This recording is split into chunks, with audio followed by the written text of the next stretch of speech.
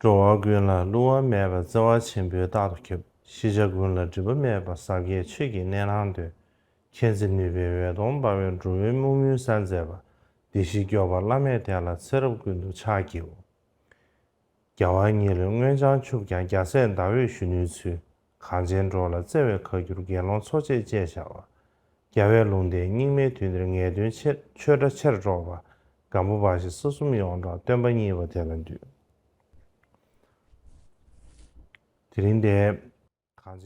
Today is the anniversary of the parinirvana of the peerless Gampopa, the king of Dharma in the land of Tibet. And I thought it would be very good for all of us to remind ourselves of the great qualities of the Dharma Lord Gampopa, of his deeds, and as well as of the particular qualities and important points of this lineage that's come to be known as the precious Dakpo Kagyu.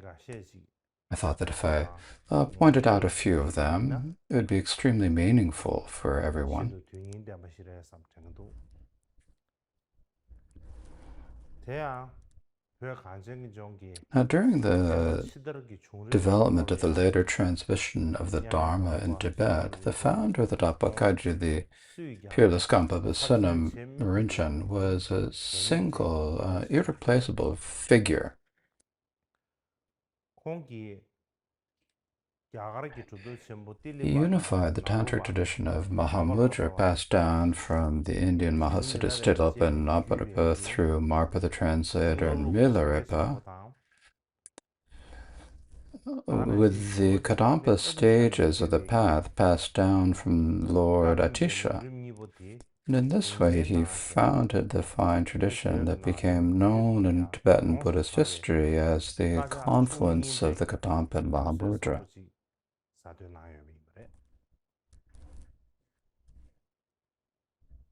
Now,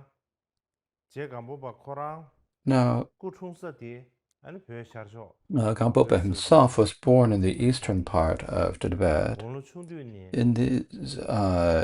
When he was a child, he was very intelligent, so starting at the age of 7, he studied with 13 learned Indian, Newarian, Tibetan physicians, and then completed his medical education. And due to this, he became very well known as a great skilled physician, and he was given the name Dakpo, or the physician from Dakpo. Now, when he was 25, his wife, son, and daughter suddenly died in an epidemic. And because of this tragedy, Dakpo, Gampopa himself developed a profound recognition of impermanence and the suffering of birth, aging, sickness, and death. He gave up all worldly affairs completely and made a commitment to practice the dharmas single-pointedly. So at the age of 26, he took full ordination from the Kadampa Geshe Maru Loden Shira, becoming a Kadampa monk. For many years afterward, he studied the Kadampa texts on philosophy, and in particular, he completed his study of the stages of the path of renunciation, bodhicitta, and so forth. By the time he had completed his studies, he developed excellent experience and realization. Now, the event that was a turning point not only in his own life, but also in the development of Tibetan Buddhism as a whole, is when he heard the name of Lord Milarepa, and then went to receive Dharma teachings from him. When Gampopa first met Milarepa at Tode Tashi Gang, at that time, Lord Milarepa gave him. Now, Gampopa at that time was, of course, a fully ordained bhikshu, and so he gave Gampopa, who was a fully ordained bhikshu, a skull of beer and told him to drink it. Gampopa hesitated at first because he was a bhikshu and drinking the beer would violate his bhikshu views. But in the end, he drank it all without any reservations, the entire skull cup of beer. And so what this shows is that Lord Gampopa was one who didn't only hold external appearances to be important. He was also someone who held the ultimate practice to be paramount. And so in this way, through Milarepa's instruction, Gampopa developed a complete realization of all the stages of the path, and he became able to practice the path of Tantra in union with the path of philosophy and the sutras. In any case, through Milarepa's instruction, Gampopa developed complete realization, and in the end, Milarepa prophesied that he would be the main holder of his lineage.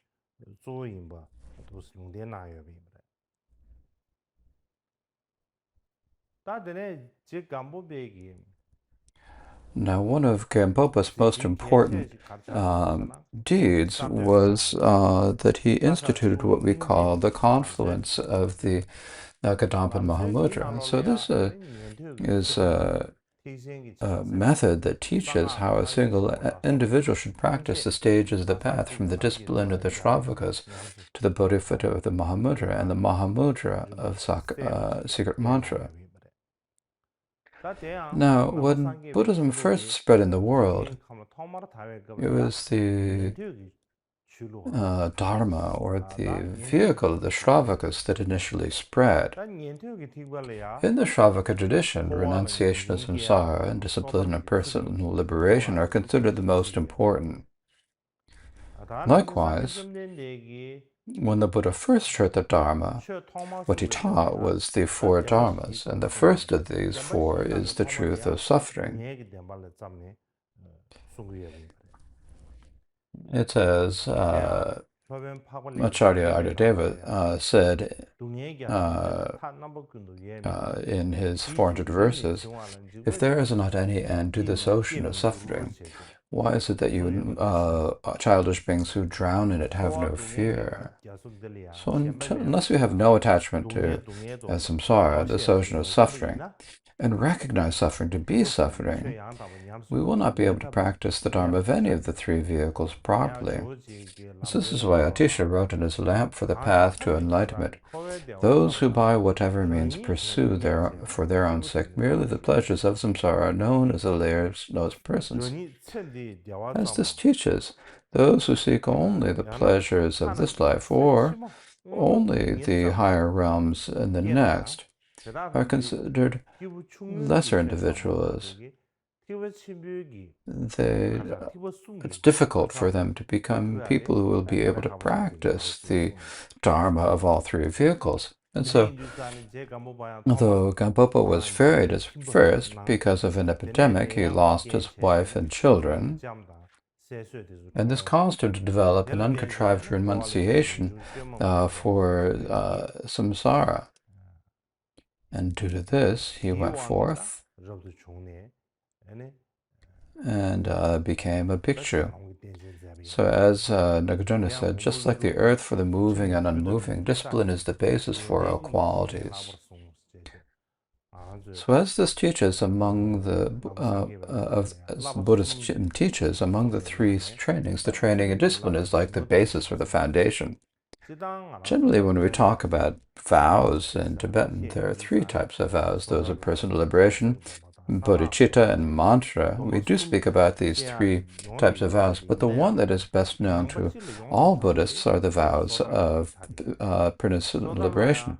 Now, the vows of personal liberation include both the monastic and lay vows, and among them it is the monastic vows that are the primary, and the monastics who are primary upholders of the teachings, as both Sutra and Tantra agree. Lord Gampopa himself went forth in the presence of Lamangari and others and took the vows of the bhikshu with the complete precepts. And so because of those who have upheld Gampopa's lineage, like Paktur Jabajijabo, Dusun Khyempa, Baram Dharma Wanchok, and many others, and their disciples are almost all bhikshus.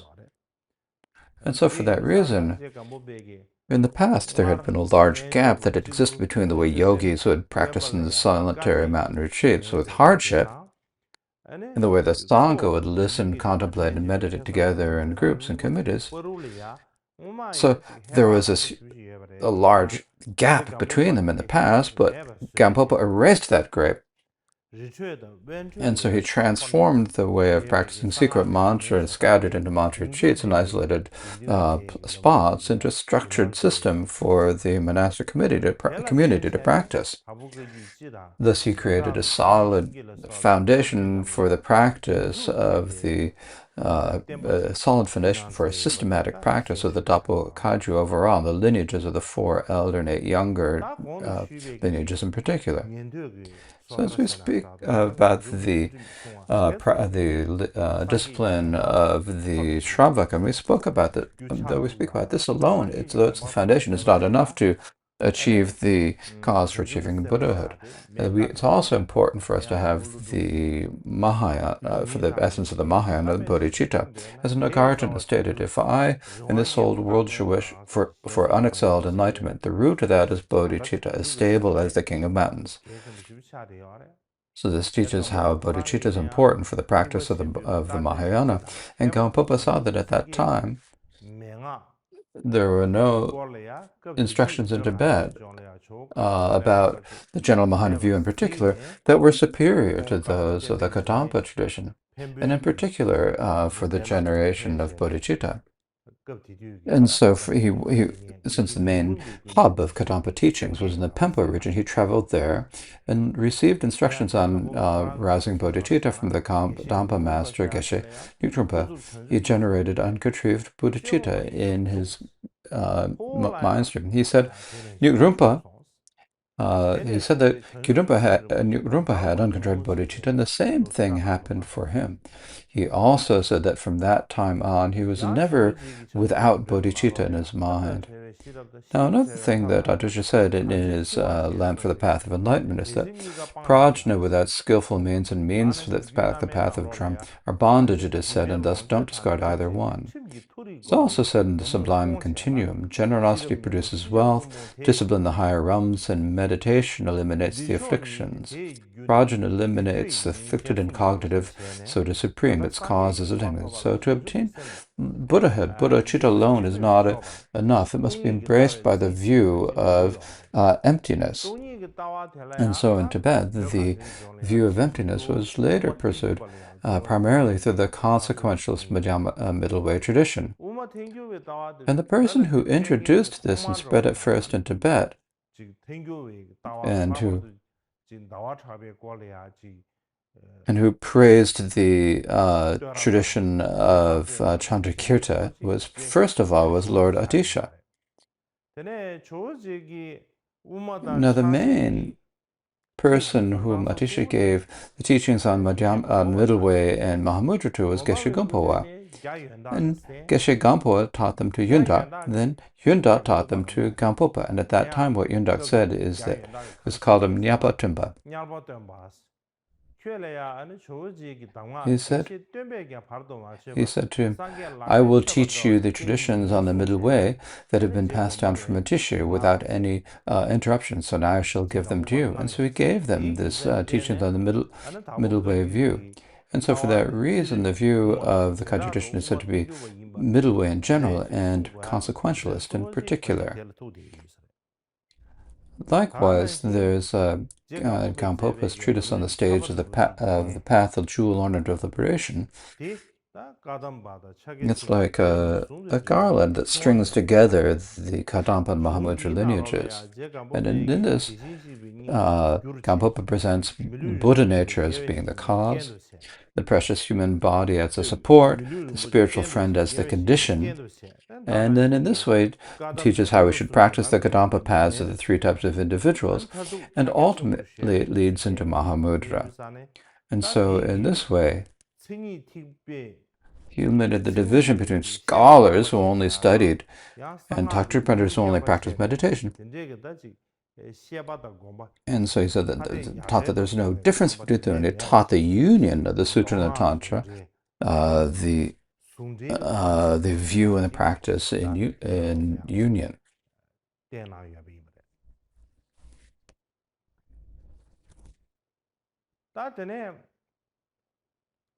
Now, another really amazing deed of Gampopa was the way that he taught meditation to other people. This is a particular quality of Gampopa. Now, of course, meditation is practiced like the root of all worldly and mundane qualities. And there are many different ways that we can meditation, but if we summarize them, they're all contained within shamata and insight. And of these two, shamata and insight, at the beginning it is shamata that is more important. As Shantideva wrote in The Way of the Bodhisattva, realizing that afflictions are destroyed by shamata and conjunction junction. So it's teaching that we should devote ourselves to shamata, and so shamata is indispensable for benefiting sentient beings. Without shamata, we will not develop clairvoyant powers at all. So it's just as Atisha said, just as a bird whose wings aren't fledged cannot fly in the sky, without the powers of clairvoyance, one cannot benefit beings. As this says, unless you have clairvoyant powers, you will not be able to understand how to benefit beings, and you'll be unable to benefit them. It also says in the Lamp for the Path to Enlightenment, without achieving shamata, clairvoyances will not occur. Thus make repeated efforts to accomplish shamata. So Gampopa.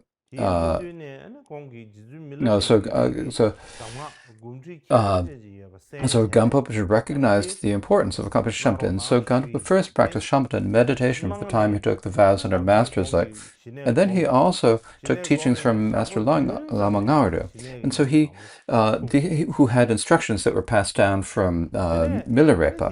In practicing, then Gampopa said that he had achieved excellent appearance in shamatha, and he could remain in shamatha.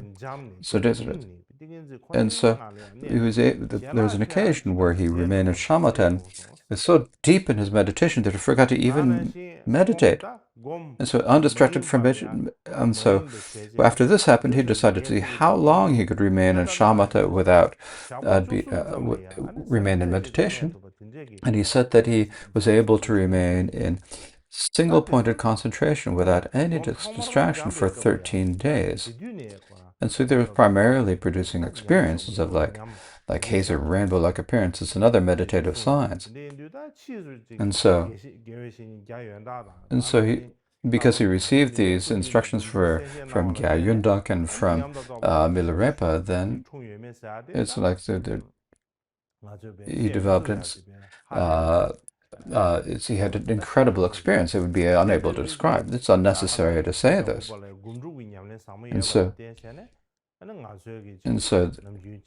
So when we practice and when we talk about our Mahamudra practices, we talk about the unified practice of shamatha and insight.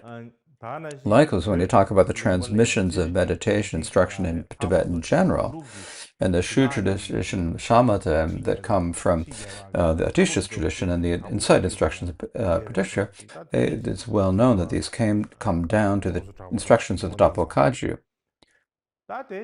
Likewise, the among the instructions in Secret Mantra Vajrayana and the Land of Snow, basically there are none that are superior to those from the independent Naropa and his heart son, Thotra Marpa, the translator. By practicing these instructions, you can achieve the state of Vajradhara in a single lifetime and become like a king of cities. Now, the one among who was like the crown ornament of cities, the king of cities, was just in Milarepa. So Milarepa endured innumerable hardships under Marpa the translator, who ultimately gave him the empowerment of Vajravadahi and the instructions on the 6 dharmas of Naropa, primarily in Tumo. Now, the 6 dharmas of Naropa was said, as it said in the tradition of Marpa and his disciples, called the king of all completion stages. Now, the reason as it's since it was said by Mikyo Dorje in his Spiritual Sons. And this is because the illusory practice and luminous clarity taught within the illusory body and the luminous quality represent the main completion practices, the father tantras, like the Guhya Samaja. Now, Trumo is like the core completion stage of the mother tantras, like Chakra Samvara and Hevajra. And the other ones, such as the dream practice and Bardo, encompass include many of the key points of the completion stages of several tantras. So Gampopa not only heard all of these from Jetsu and Milarepa, but he thoroughly put them into practice. And so at the end, Milarepa praised him and said, "You don't need me anymore. Rather than staying with me, you can go anywhere. You don't need to remain with me." And he also made previously said that according to my dreams, in the futures you will be able to benefit beings even more than I have. And so after making this prophecy, he sent Gampopa back to his own home region. Gampopa himself, after he'd returned to his homeland, he then continued to practice for over 7 years. And as the power of his realization of luminosity matured, it's like all thought became luminosity. And then whether he was in meditation or not, his realization of luminosity was interrupted.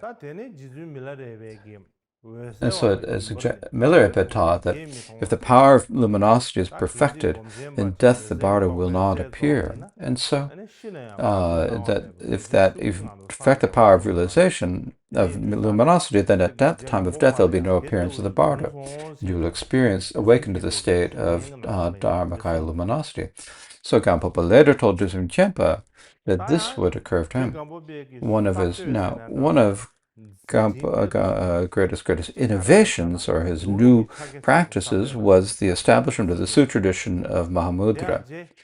Now, according to the 8th Karmapa Mikyo Dorje's chariot of the Dakpo lineage, when Marpa and Milarepa taught Mahamudra the guidance, they taught in connection with the luminosity of the 6 dharmas rather than as a separate system.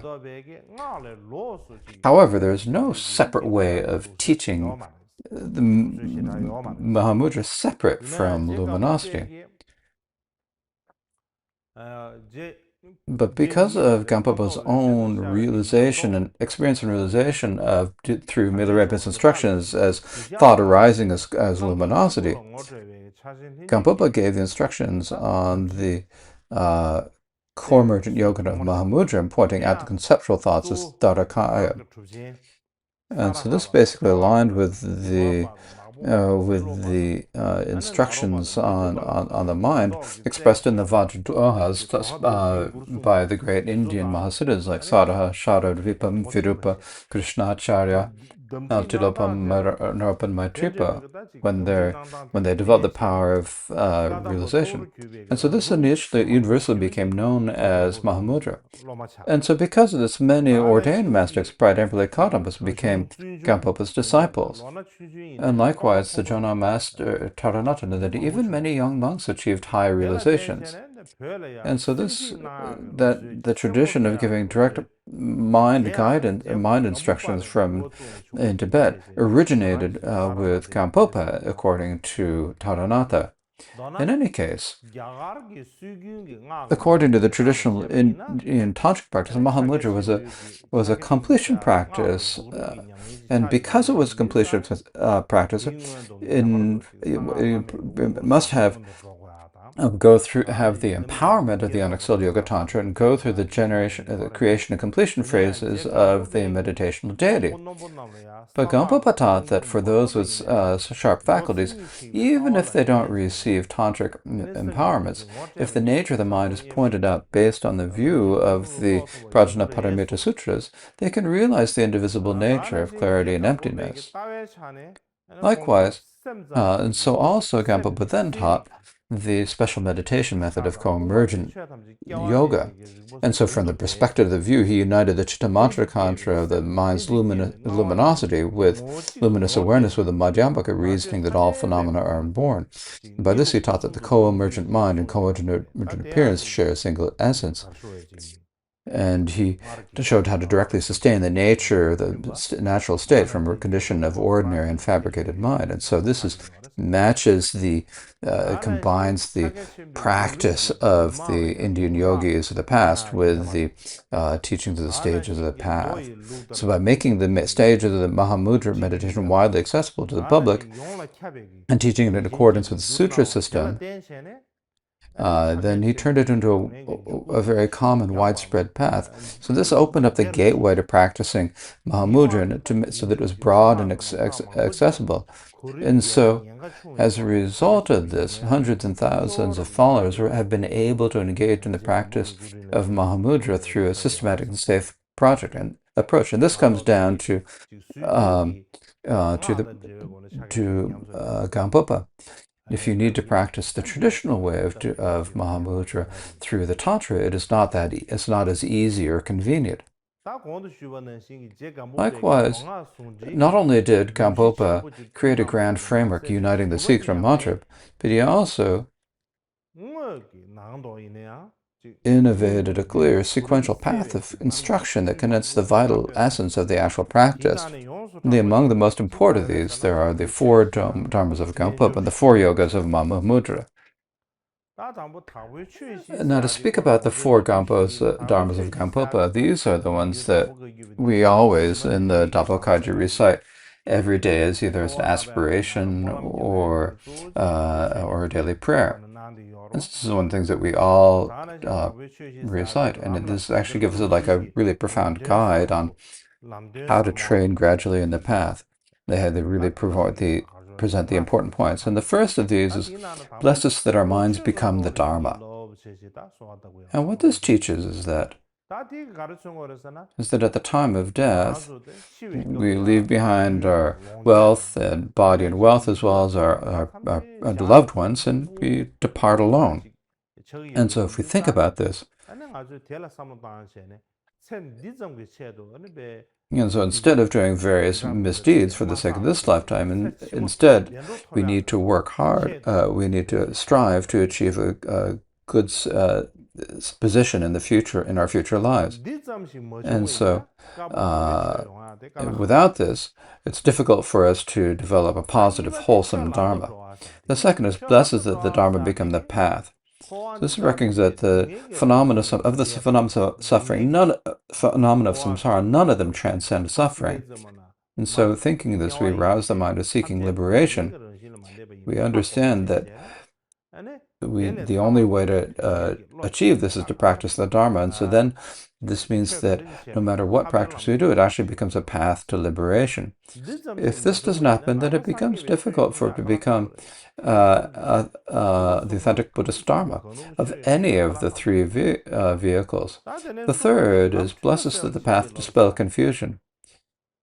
Now, those previous 2 happen is not enough on their own, although and so the previous steps lead to the path of the Shravakas and Pratyeka Buddhas, but from the Mahayana perspective, it's still mistaken.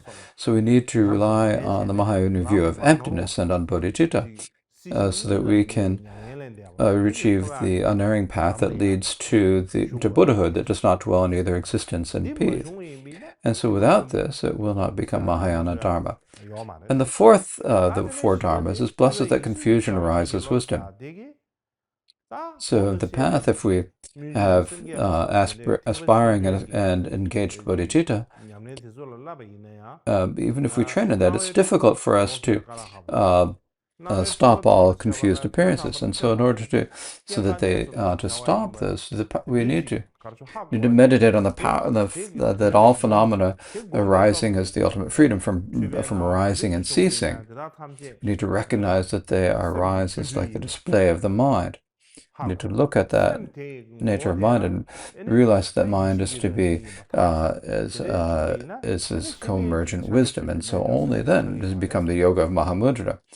And so these 4 dharmas must be practiced progressively, kind of like steps, steps on a staircase or on a ladder.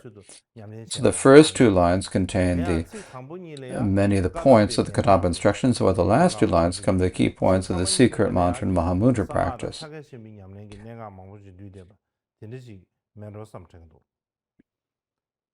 Now, when you think about the way that a development appearance, or the way that we develop realization, he taught us as according through. They're not merely textual explanations, but he taught me the experientially through the four yogas. Now, the four yogas actually are actually mentioned in previously in Lord Atisha's Mahamudra instructions to Gampopa. This means that Gampopa was not the first one to speak of them, but he was the one who first became well known as teaching them. And so these four yogas are single-pointedness, simplicity, one taste, and non-meditation. And then when you divide each of these four into three, then we say that they're the 12 stages of the four yogas. Just to give a brief introduction to these 4 points, the first is the yoga of one-pointedness. One-pointed means that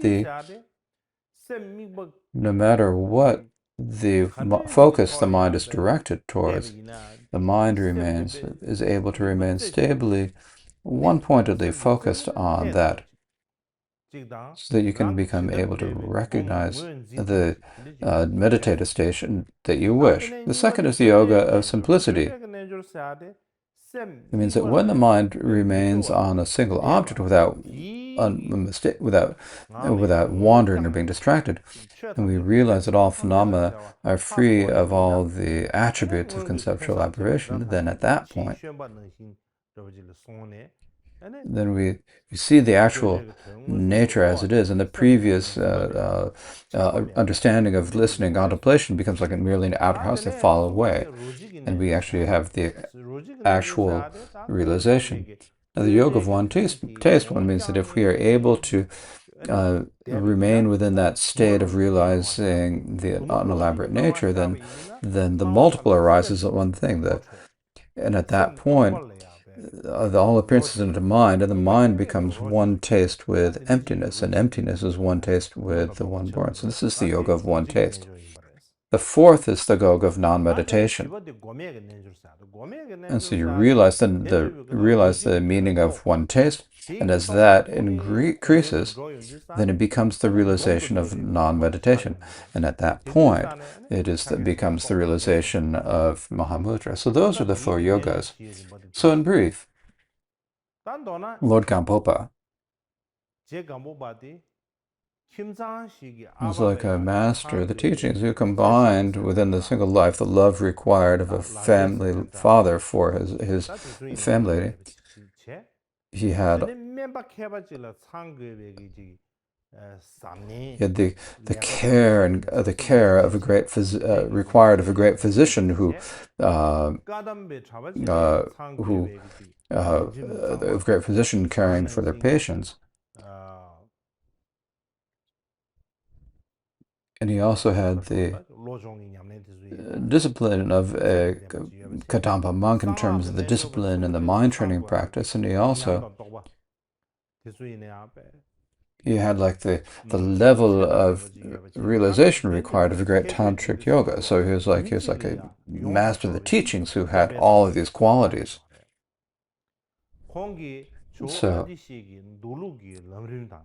And so in this way, he united Lord Atisha's Sutra tradition on the stages of the path through the Tantra teachings of Mahamudra, transmitted from Milarepa. He developed a lineage combining the Sutra and mantra and the view and meditation and the textual instruction with oral instruction. So rather than using this dharma as a way to accomplish the worldly concerns, such as a long life, freedom from illness, or removing obstacles or victory in battle.